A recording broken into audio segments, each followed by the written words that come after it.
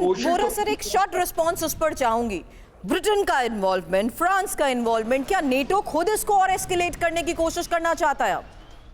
America के जो चमचे हैं ब्रिटेन और फ्रांस, वो दिखाने की कोशिश कर रहे हैं अभी हम भी खड़े हैं राहों में, हमारे को मत भूलिएगा। विक्टर ऑर्बान, जिनको मैं जानता हूं, जो हंगरी के प्राइम मिनिस्टर, उन्होंने क्या बोला है? उन्होंने कहा है कि मत पंगा लो रूस के साथ, पुतिन जो कहता है वो करता है और जो करता है वो कहता है, वो आपको चेतावनी दे रहा है, उससे डर के रहो, क्योंकि वो पुतिन के मित्र भी हैं। पर ये सुन नहीं रहे। और फिर ब्रिटिश में जब जो रूसी एम्बेसडर हैं लंदन में, उन्होंने कहा कि अब ब्रिटेन इन्वॉल्व हो गया तो ब्रिटेन भी जंग कर रहा है रूस के साथ। उसके प्रधान नहीं नहीं, हम जंग नहीं कर रहे, हम तो बहुत अच्छे लोग हैं, हम तो बहुत नॉन वायलेंट लोग हैं एकदम। फिर उसका डेप्यूटी आर्मी चीफ बोलता है कोई बात नहीं, अगर आज रात को लड़ना पड़ेगा हम लड़ने जाएंगे। वहां भी एक आवाज से ये बात नहीं कर रहे, ये भी बहुत कंफ्यूज्ड है। फ्रांस ने पहले अपनी लॉन्ग रेंज मिसाइल के लिए इजाजत नहीं दी थी, अगर जैसा अब लेटेस्ट न्यूज है दे दी है, ये और खतरनाक है। मैम, बेसिक इशू क्या है?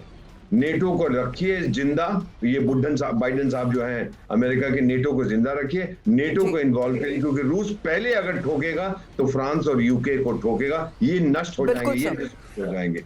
अमेरिका तो बहुत दूर है, वहां तक पहुंचने में समय लगेगा। तो मेरा मानना है कि ये बहुत करीब आ गए हैं कि रशिया अपना फाइनल वेपन इस्तेमाल करे।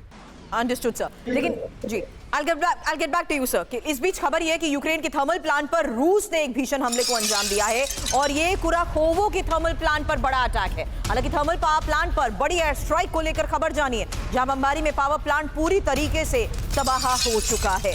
तो ये खबर आ रही है यूक्रेन में पुतिन के उस मिशन डार्क को लेकर, यूक्रेन के थर्मल प्लांट पर हुए अटैक को लेकर, जो खुराखोवो का थर्मल प्लांट बताया जा रहा है, जहां बड़े अटैक को अंजाम दिया गया है। कुछ और इंफॉर्मेशन रखते हैं इसी बारे में आपके सामने।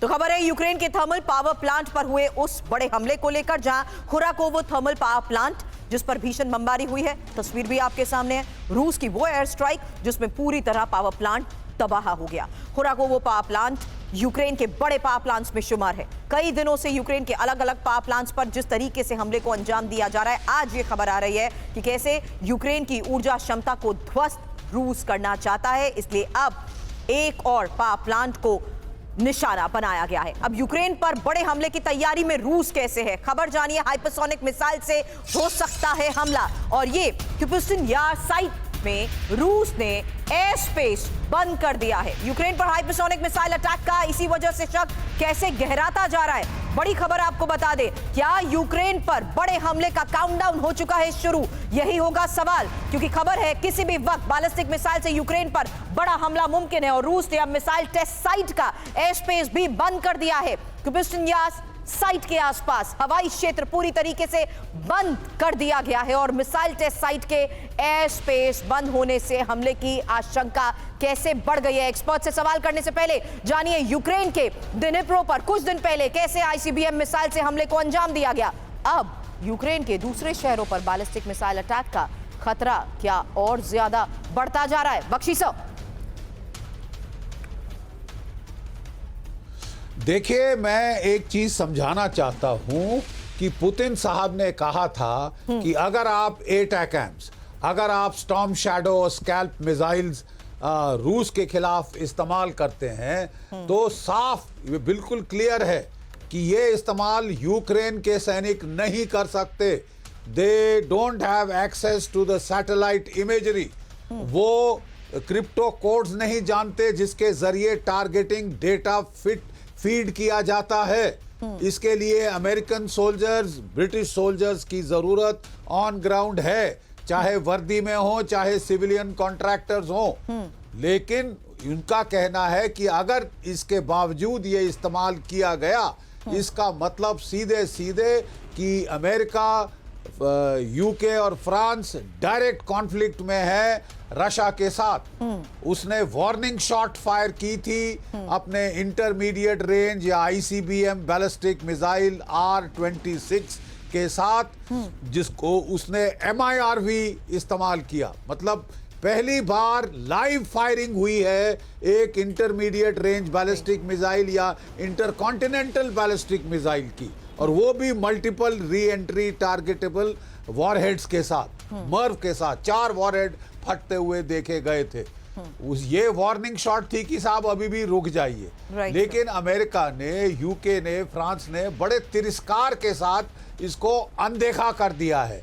वो मजबूर करना चाहते हैं पुतिन साहब को कि वो बड़ा कदम उठाएं, वो टैक्टिकल न्यूक्लियर थ्रेशोल्ड पार करें।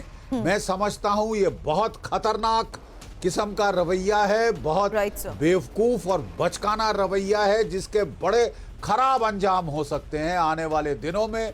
मैं नहीं समझता कि रूस चुपचाप रोल ओवर करके प्ले डेड करेगा कि हाँ जी साहब हम कुछ नहीं कर सकते। बिल्कुल रूस सर। बहुत कुछ कर सकता है और बेवजह बाइडेन साहब जो है जी। तीसरी युद्ध को, थर्ड वर्ल्ड वॉर को, न्यूक्लियर आर्मागेडन को स्टोक करने की कोशिश कर रहे हैं to spoil the atmosphere for Donald Trump. Exactly, Donald sir. Trump ने कहा है कि मैं शांति बहाल करूंगा, वो कह रहे हैं कि उसके पहले हम थर्ड वर्ल्ड वॉर शुरू करके जाएंगे। सर, सो इज द किसी भी रीजन कि अब तरीके से नीदरलैंड भी आप अपने पीछे स्तर पर हट नहीं तैयारी कर रहा है। पाओगे। बख्शी सर, एक और शांति खबर है, इसी बड़ी जंग की तैयारी में नीदरलैंड कैसे है? नीदरलैंड्स बॉर्डर पर सैन्य हलचल बढ़ चुकी है और यहाँ टैंक्स और आर्मर्ड व्हीकल्स की डिप्लॉयमेंट को लेकर इनपुट है सर। ट्रेन के जरिए सैन्य हथियारों की डिप्लॉयमेंट की ये देखिए तस्वीर। तो लगातार बढ़ते इन खतरों को देखते हुए एक्सपर्ट्स के साथ आज सवाल किया जा रहा है कि आखिर किस तरीके से हालात इतने एस्केलेट हो चुके हैं कि रूस सीधे तौर पर ब्रिटेन को टारगेट करेगा। थोड़ी देर पहले एक्सपर्ट ने बोला अमेरिका तो दूर, लेकिन सीधे अगर हमला होता है तो सबसे पहले होगा ब्रिटेन पर, फ्रांस पर। वहीं रूस के हमलों से खौफ में ब्रिटेन और नेटो कैसे है? ब्रिटेन और नेटो ने अब इमरजेंसी मीटिंग भी बुलाई है और रूस के संभावित हमलों को लेकर इस इमरजेंसी बैठक का मतलब समझना बहुत जरूरी है, क्योंकि रूस के ऑर्शनिक मिसाइल से और बड़े हमले की आशंका है।